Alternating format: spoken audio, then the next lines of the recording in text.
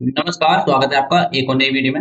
इस वीडियो में हम देखेंगे उत्तर प्रदेश पुलिस में सब इंस्पेक्टर यानी कि दरोगा को कितना वेतन मिलता है, ट्रेनिंग पर कितना वेतन मिलेगा, ट्रेनिंग के बाद कितना वेतन मिलेगा, साथ में नया जो फिटमेंट फैक्टर लागू होने वाला है 2026 में, उसके बाद आपका वेतन कितना हो जाएगा, कौन-कौन सी अन्य सुविधाएं मिलती हैं, डीए, एचआरए, आवास, मेडिकल, पौष्टिक आहार भत्ता, मोटरसाइकिल भत्ता, दिवाली बोनस, एक्स्ट्रा पे, सभी को हम इस वीडियो में देखेंगे। तो चलिए वीडियो को शुरू करते हैं। ये video Uttar Pradesh police sub inspector की सैलरी के बारे में होने वाला है। ठीक है, सबसे पहले देखेंगे कि यूपीएसआई को कितना बेसिक पे मिलता है, बेसिक पे कितना रहता है, डीए कितना चल रहा है वर्तमान में, कितना डीए मिलेगा, एचआरए कितना मिलता है, कौन कौन से अन्य भत्ते मिलते हैं, कर्मचारी के वेतन से एनपीएस में कितने कटते हैं, यानी कि आपके वेतन से एनपीएस में कितने रुपए जमा होते हैं हर महीने, साथ में सरकार कितने देती है एनपीएस के लिए, पहली सैलरी कितनी मिलेगी ट्रेनिंग के दौरान और ट्रेनिंग के बाद, 8वां पे कमीशन के बाद कितनी हो जाएगी आपकी सैलरी, वर्दी भत्ता क्या होता है, एक्स्ट्रा पे, मोटरसाइकिल भत्ता, ठीक है, आवास, मेडिकल सुविधा, पौष्टिक आहार भत्ता, धुलाई भत्ता, सभी को हम देखेंगे। साथ में देख लेंगे कि आपकी सैलरी हर साल कितनी बढ़ जाती है। ठीक है, सबसे पहले देख लेते हैं कि यूपीएसआई का बेसिक पे कितना रहता है। देखिए ये लेवल 6 की वैकेंसी है, लेवल 6 की वैकेंसी रहती है, लेवल 6 4200 ग्रेड पे, और इसका जो बेसिक रहता है 35,400 रुपये, 35,400 रुपये बेसिक रहेगा। ठीक है, अब देखिए महंगाई भत्ता कितना चल रहा है वर्तमान में। महंगाई भत्ता देखिए 1 जनवरी और 1 जुलाई हर 6 महीने पे महंगाई भत्ता रिवाइज होता है। सरकार हर 6 महीने पर 2 या 3%, 4% की बढ़ोतरी करती है महंगाई भत्ते में।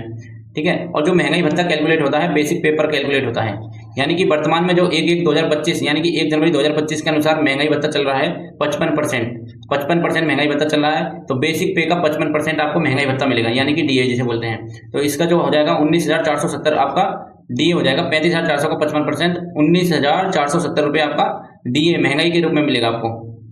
ठीक है, एचआरए कितना मिलता है, एचआरए 3 प्रकार की सिटी रहती है उत्तर प्रदेश में, आ सिटी, वा सिटी और सा सिटी।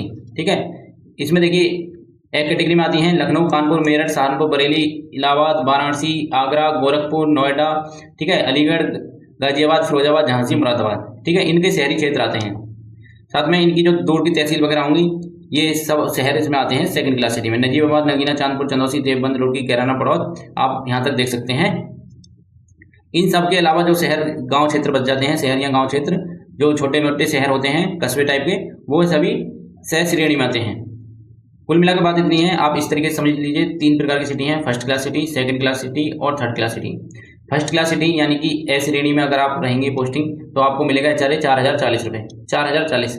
बा श्रेणी में आपको 2,020 रुपये मिलेंगे, 2,020 रुपये, और सा श्रेणी में यानी कि थर्ड क्लास सिटी में आपको 1,340 रुपये मिलेंगे। ठीक है, फर्स्ट क्लास में 4,040 और सेकंड क्लास में 2,020, थर्ड क्लास में 1,340 रुपये, ये एचआरए मिलता है आपको। पौष्टिक आहार भत्ता एसआई के लिए 1,500 रुपये पर मंथ मिलते हैं, यानी कि खाने के लिए एसआई को 1,500 रुपये पर मंथ मिलते हैं, और यह कांस्टेबल को ये 1,875 रुपये मिलते हैं, यानी कि एसआई को 1,500 मिलते हैं, कांस्टेबल को 1,875। तो यहाँ पे एसआई का ये पौष्टिक आहार भत्ता कांस्टेबल से कम है। ये आपका हो गया पौष्टिक आहार भत्ता। अब देखिए धुलाई भत्ता ये कांस्टेबल एसआई सबको सेम रहता है, 188 रुपये पर मंथ मिलते हैं आपको धुलाई, वर्दी धुलाई के लिए। ठीक है, 188 रुपये वर्दी धुलाई भत्ता मिलता है आपको। 500 रुपये पर मंथ आपको मोटरसाइकिल भत्ता मिलेगा, मोटरसाइकिल भत्ता 500 रुपये पर मंथ। एक्स्ट्रा पे देखिए, एक्स्ट्रा पे क्या है, पुलिस विभाग में छुट्टी वगैरह की समस्या रहती है, छुट्टियां कम मिलती हैं, इसलिए सरकार के द्वारा व्यवस्था की गई है कि पुलिस विभाग को 13 महीने का वेतन दिया जाता है, 13 महीने, यानी कि मार्च में आपके 2 वेतन आते हैं, मार्च में 2 सैलरी आती हैं आपकी, जिसे एक्स्ट्रा पे बोलते हैं। एक तो मार्च में अपना आता ही है फरवरी वाला वेतन, ठीक है, उसके अलावा एक 15 मार्च के आसपास वेतन आता है जिसे बोलते हैं एक्स्ट्रा पे। ठीक है, वह एक्स्ट्रा सैलरी मिलती है, साल में एक बार मिलती है मार्च के महीने में। दिवाली बोनस उत्तर प्रदेश में सभी राज्य कर्मचारियों के लिए, अराजपत्रित कर्मचारियों के लिए 6908 रुपये दिवाली बोनस मिलता है, 6908 रुपये दिवाली बोनस मिलता है, यानी कि एसआई को भी 6908 रुपये मिलेंगे और कांस्टेबल को भी, और हेड कांस्टेबल को, यानी कि 6908 रुपये आपके वेतन में ये ऐड हो जाएंगे दिवाली बोनस के रूप में। ठीक है, ये अलग से मिलता है, वेतन में नहीं ऐड होता, सॉरी, ये जब भी दिवाली होगी, दिवाली से 2-4 दिन पहले आपका आ जाता है आपके खाते में दिवाली बोनस। ये एसआई के लिए वर्दी भत्ता 7,500 रुपये मिलते हैं, 7,500 रुपये 5 वर्ष में एक बार, यानी कि 5 साल में एक बार 7500 रुपये मिलेंगे आपको वर्दी भत्ते के लिए। ठीक है, अगर आप कांस्टेबल की बात करें तो कांस्टेबल को आपको मिलते हैं 3,000 रुपये पर ईयर। ठीक है, और यहीं एसआई के लिए मिलते हैं ये 5 साल में 7500 रुपये। ठीक है, अब देखिए कर्मचारी के वेतन से एनपीएस में कितना वेतन कटेगा, यानी कि आपके वेतन से कितना रुपया एनपीएस के अकाउंट में जमा होगा। तो आपका बेसिक आपका है 35,400,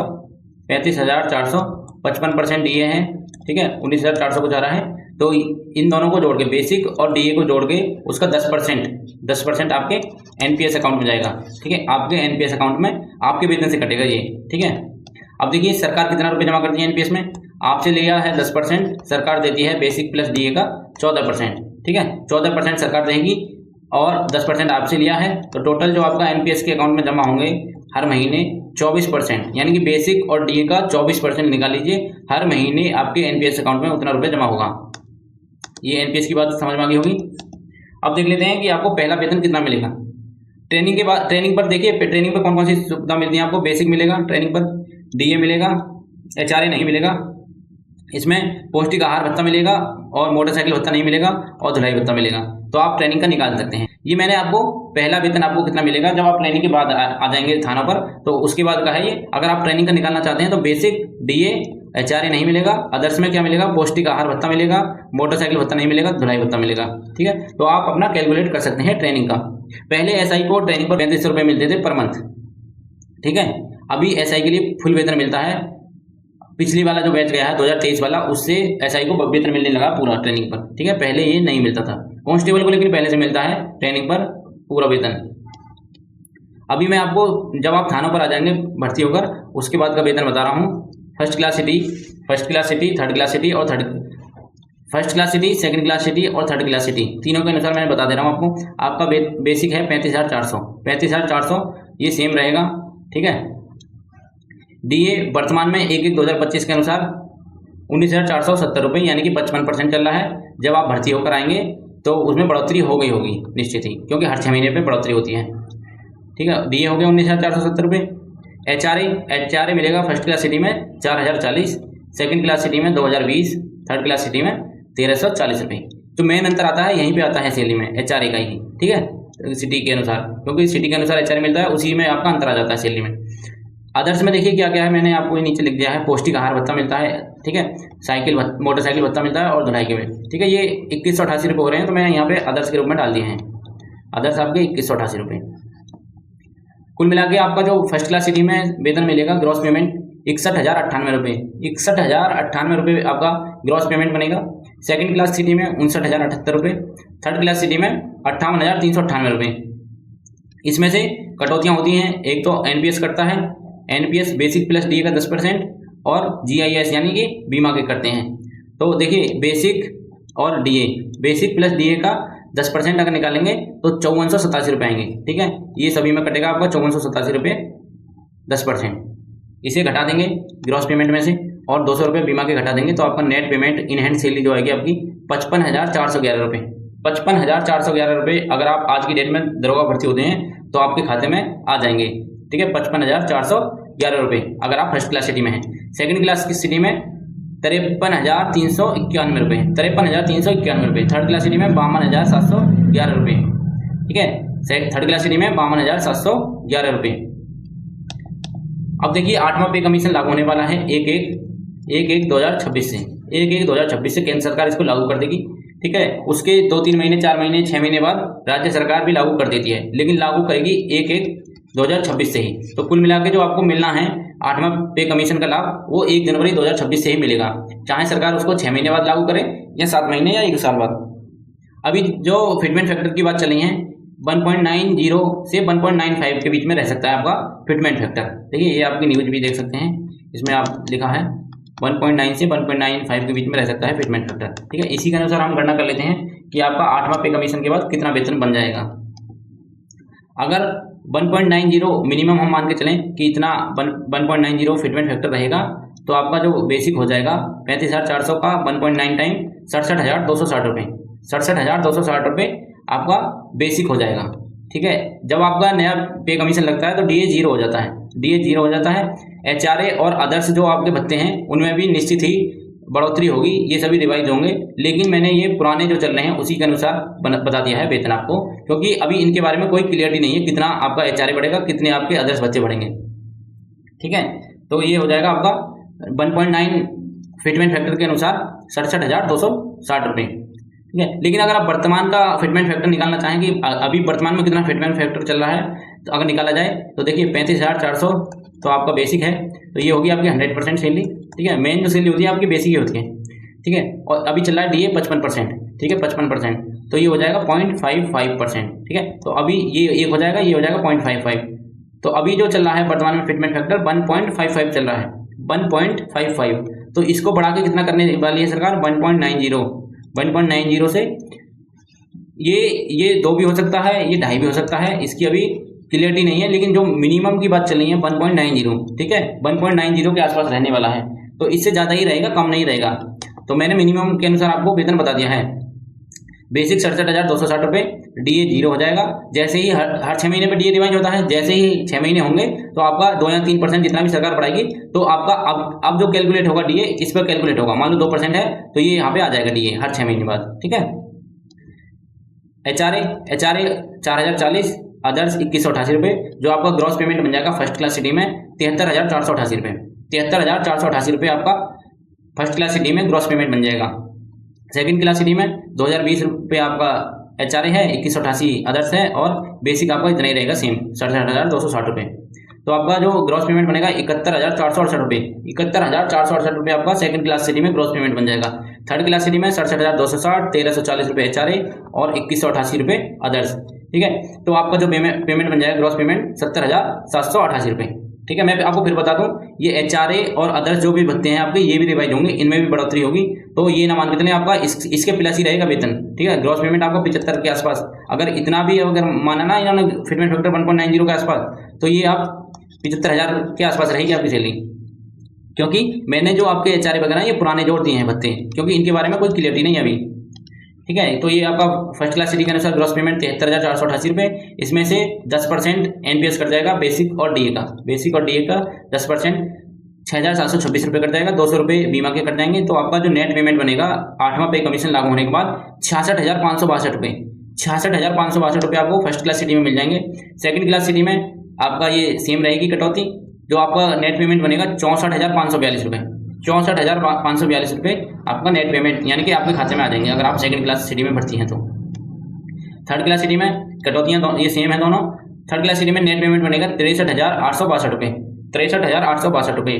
तो कुल मिला के बात इतनी है, जब भी आपका 8वां पे कमीशन लगेगा, ठीक है, तो आपका जो वेतन बनेगा SI में, आप चाहे किसी भी शहर में रहें तो 65,000 प्लस, 65,000 प्लस ही बनेगा, क्योंकि ये HRA वगैरह भत्ते सभी रिवाइज होंगे। तो 65,000 प्लस मान के चलिए, तो 2026 में आपका वेतन होने वाला है 65,000 प्लस। सरकार देखिए, केंद्र सरकार तो 1 जनवरी को ही लागू कर देगी, 1/1/26 को, ठीक है, 1/1/26 को। तो राज्य सरकार बाद में लागू करती है 2-3 महीने 4 महीने बाद, लेकिन लागू करेंगे 1/1/26 से ही। जितना आपका एरियर बनेगा, जितनी भी सैलरी बढ़ेगी आपकी, मान लो अभी आपकी सैलरी 100 रुपये है, बढ़कर आपकी 120 रुपये हो जाएगी सैलरी, तो ये 20 रुपये जो हैं ऊपर के आपके जो बड़े हैं, मान लो 4 महीने बाद हैं तो 4 महीने ये हो जाएगा, 4 महीने का आपको एरियर मिल जाएगा, ठीक है। ये 80 रुपये आपको एरियर मिल जाएगा जब भी लागू होगा। तो ये ना मान के चलें कि हमारा ये नुकसान हो जाएगा, नुकसान नहीं होगा, आपको इकट्ठा पैसा मिल जाएगा। ये आप न्यूज़ से देख सकते हैं फिटमेंट फैक्टर से रिलेटेड। अब देखिए आवास की क्या सुविधा रहती है। अगर आप HRA लेते हैं, ठीक है, HRA लेते हैं तो आपको आवास नहीं मिलेगा, ठीक है, आवास नहीं मिलेगा। अगर आपकी जहाँ पर पोस्टिंग होती है वहाँ पे आवास उपलब्ध हैं, आवास आप ले लेते हैं, आपको आवास मिल जाता है, तो आपको उस कंडीशन में HRA नहीं मिलेगा, ठीक है। तो आवास और HRA में से एक ही आप ले सकते हैं। HRA तब मिलता है जब आप आवास लेना नहीं चाहते हैं या उपलब्ध नहीं होते हैं, तब उस कंडीशन में आपको HRA मिलता है।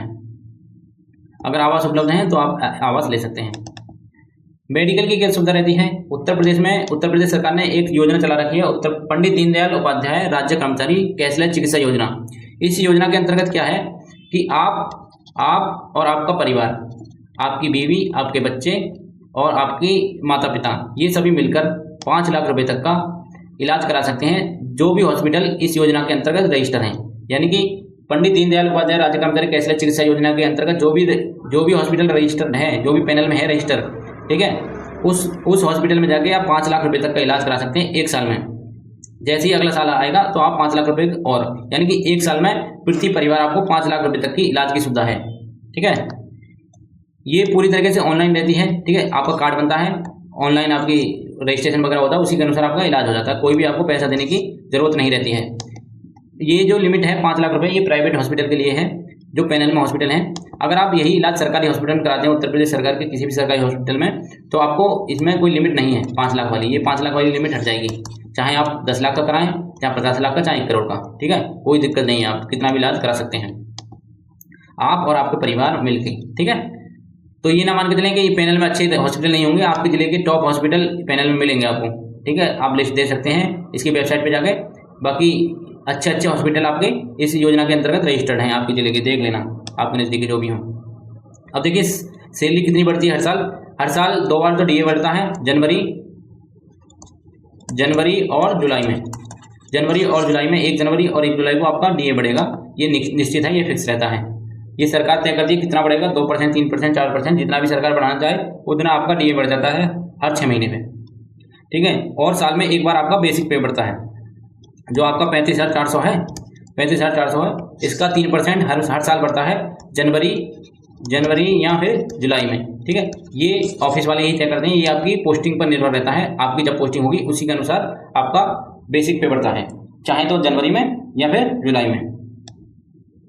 तो दोस्तों यही थी जानकारी। अगर कोई सुझाव हुआ करे, कोई सवाल हुआ करे, या फिर कोई त्रुटि हो जाया करे वीडियो में, तो कमेंट कर दिया करें, जिससे और इम्प्रूवमेंट करने में मुझे मदद मिलेगी। ठीक है, तो कमेंट जरूर किया करें, वीडियो को लाइक कर दिया करें, शेयर कर दिया करें और चैनल को सब्सक्राइब कर लें। धन्यवाद।